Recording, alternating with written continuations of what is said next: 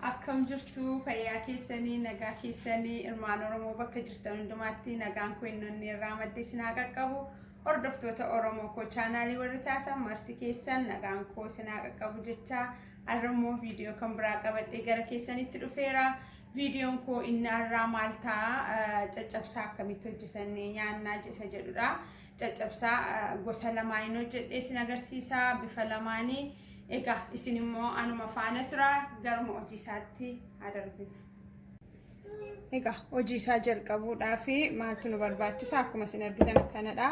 Daakuu adiin na barbaachisa. Arra daakuu adiidhaan hojjedha. Zayitii xiqqoo ishee na barbaachisa. Ashaboon na barbaachisa. Bishaanis immoo akkuma isin argitan xiqqoo maseedha na barbaachisa waanta ta'eef amma garuma hojii isaatti darbina jechaadha.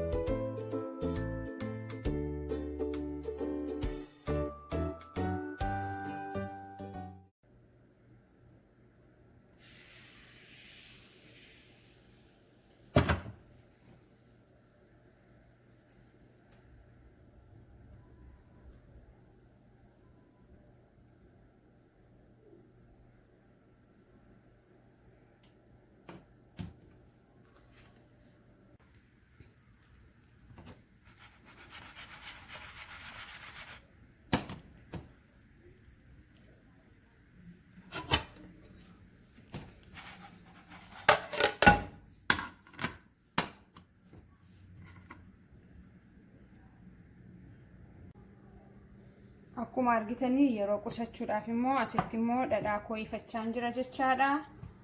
Amma garuu hojii isaatiitti waliin deemuuf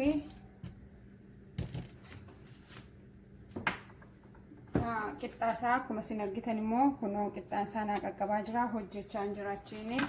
Kanaaf asitti dhadhaasaa qopheeffachaan jira. Dhadhaasaa kana irratti maalan itti godhadha jechaadha. Caccabsaan yeroo baay'ee dhadhaa barbaada egaa.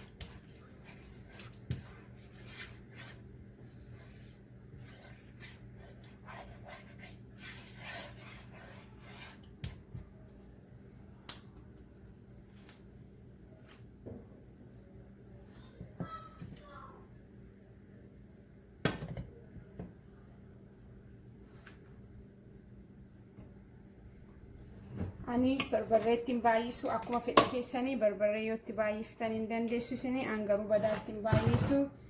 Egaa gara qophee masaatti deemaan jira qixxicha hin caccabsadha jechaadha.